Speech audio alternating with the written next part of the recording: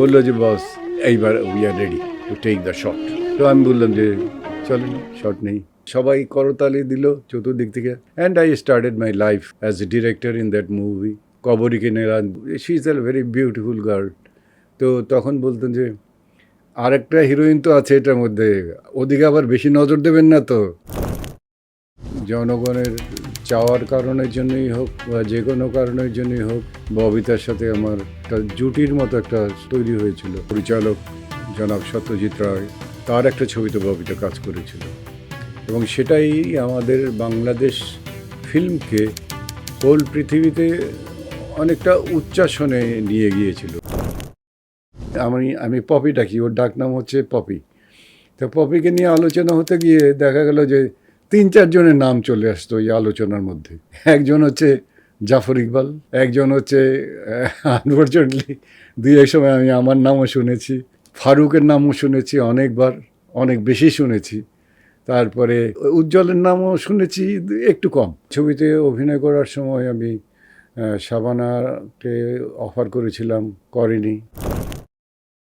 10-10:30টার সময় শুনলাম আর এক জায়গায়, যে জায়গায় ওই খড়কুটোর মধ্যে বসে, ওই জায়গা থেকে যে হারমোনিয়াম আর গানের আওয়াজ হচ্ছে। কী হলো, কে গান গায়? সোমা। বুঝতে পারলাম যে আই অ্যাম এন, কী বলবো, এটা কোনো শব্দ দিয়ে আমি বোঝাতে পারবো না। আজকে 49 বছর, আজকে পর্যন্ত আমি জানি না সে কোথায় আছে, কি আছে, কিভাবে আছে, আমি জানি না।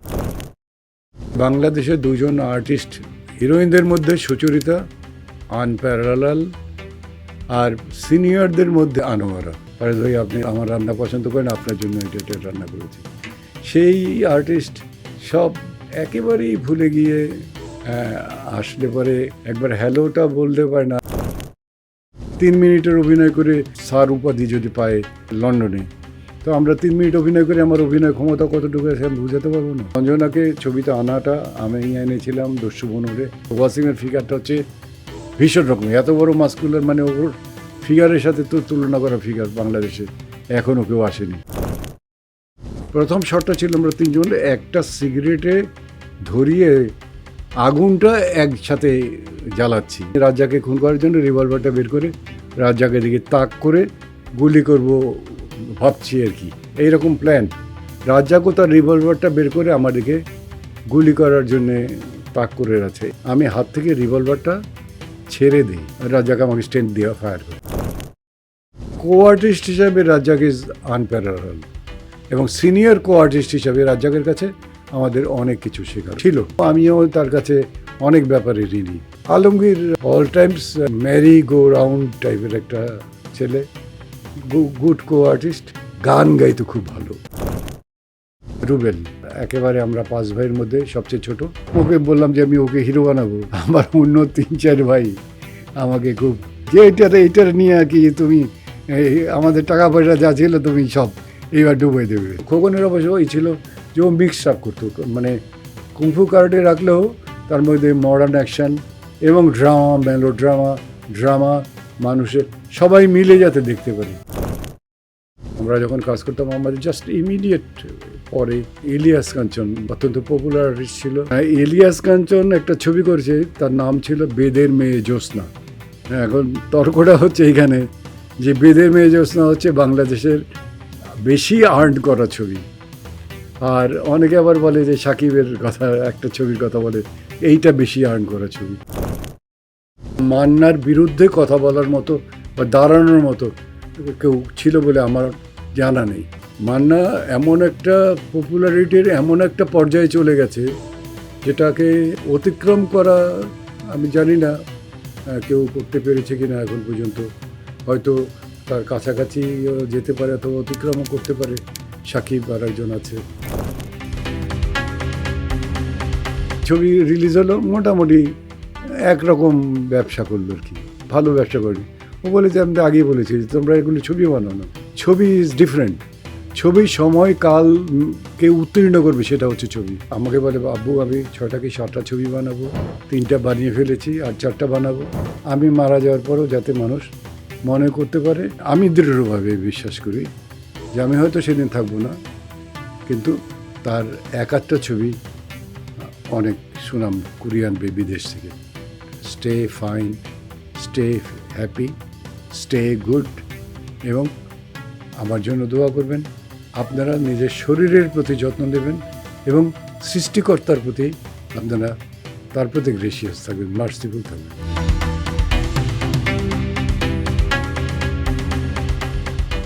আসসালামু আলাইকুম। যাই হোক, ছবি রিলিজ হলো, মোটামুটি একরকম ব্যবসা করলো আর কি, ভালো ব্যবসা করেনি। ও বলেছে, আমি তো আগেই বলেছি যে তোমরা এগুলি ছবি বানাও না, এগুলি ফাজলামি করো।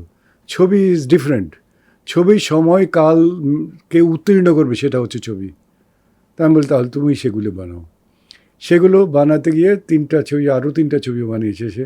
একটা তার আমেরিকা গেছে, একটা গ্রেট ব্রিটেনে গেছে, শর্ট ফিল্ম। লাস্ট ফিল্ম সেটা বোধহয় গ্রেট ব্রিটেনে সার্টিফিকেট অফ ম্যারিট না কি যেন বলে, ওইটা নিয়ে এসছে। টাকাগুলো সব নষ্ট তো বটেই, ওদের কিছু তো পায় না, ওই সার্টিফিকেট দিতে কী হবে। সার্টিফিকেট অফ ম্যারিট নিয়ে এসছে। ছবি না, এটার নামটা একটু সহজ করছে, আমার বকা টাকা শুনেই হয়তো বা যে কি ফিরে আসা অথবা এই ক্যাটাগরির নাম, ইংরেজিতে ওর নাম, আমি বাংলায় আমি বলি আর কি। ওর তো নাম ইংরেজিতে, ইংলিশে করে, বাংলায় করতে পারে না। বাংলা বলতেও খুব বেশি একটা স্বাচ্ছন্দ্য বোধ করে না এখন, অবশ্য বলতে বলে। এবং because he loves his country, কিন্তু নট দ্য কান্ট্রি ম্যান। মানুষ যেগুলোকে ভীষণ রকম অপছন্দ করে, আর স্পেশালি আমাদের স্বজাতি। আমি অনেক বলার পরেও বলে যে না, এরা মানুষ না, এরা পলিটিক্যালি এতটা মোটিভেটাইজড যে এরা মানুষের হিসেবের মধ্যে পড়ে না। আমি ছবি বানাবো মানুষের জন্যে। আমাকে বলে, আব্বু আমি 6টা কি 7টা ছবি বানাবো, 3টা বানিয়ে ফেলেছি, আর 4টা বানাবো। যখন আমার ক্ষমতা হবে তখন আমি তোমার টাকা নষ্ট করবো না, তোমার টাকায় কি হয় আমি দেখেছি। 4টা ছবি বানাবো, আমি মারা যাওয়ার পরও যাতে মানুষ মনে করতে পারে, বা বাংলার কিছু লোক 2-1জন অন্তর্পক্ষে তাকে মনে করতে পারে যে হ্যাঁ, আমাদেরকেও অনার করার মতো, আমাদেরকে বলার মতো 2-একটা ছবি তৈরি হয়। যেমন ইদানিংকালে 2-1জন ছবি তৈরি করছে এরকম।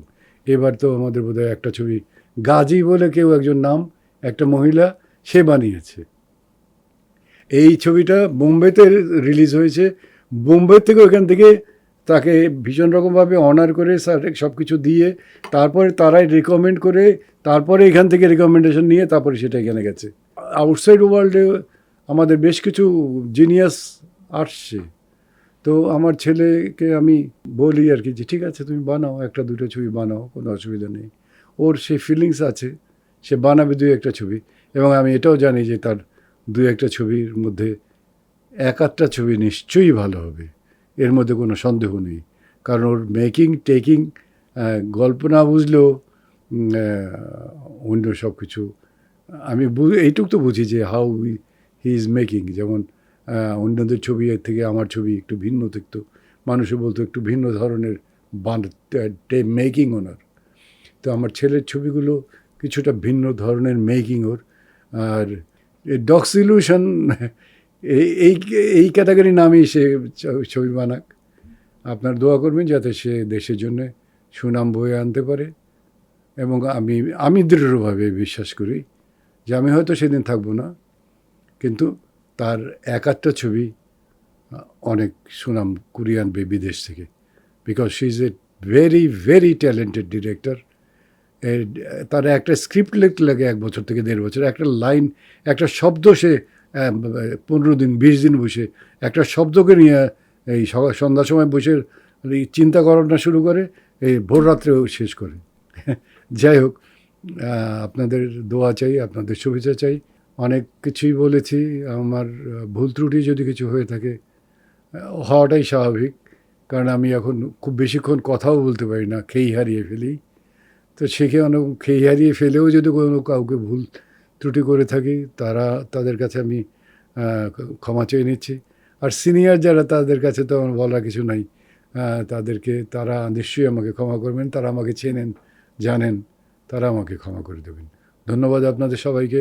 আপনারা সবাই ভালো থাকুন, সুস্থ থাকুন এবং শরীরের প্রতি যত্ন নিন। শরীরটা হচ্ছে সবচেয়ে বড় সম্পদ। টাকা পয়সা কোনো কিছুই খুব একটা কাজে আসে না। বয়স যখন হয়ে যায় তখন শরীরটাই হচ্ছে আপনার সবচেয়ে প্রিয় জিনিস। এবং তারপরে প্রিয় হচ্ছে যে যত কিছুই বলুক, আপনার সৃষ্টিকর্তা। মারা যাওয়ার আগের মুহূর্তে আপনার মা কাছে থাকবে, বউ কাছে থাকবে, সন্তান কাছে থাকবে, সাথে থাকবে একমাত্র আল্লাহ। এই কথাটুকু আমি শুধু আমার জীবনের অভিজ্ঞতা থেকে, মানে আমি মারা যাব তখন আমি জানি এই হবে। এখন হয়তো আমাকে এখনও কয়েকজন মাঝে মাঝে জড়িয়ে থাকে, কিন্তু মানুষের জীবনের সবচেয়ে মেইন জিনিসটাই হচ্ছে এই দুটো: stay fine, stay happy, stay good.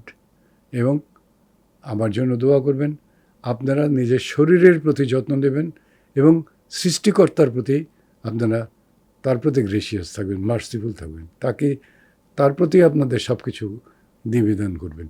ধন্যবাদ আপনাদের সবাইকে।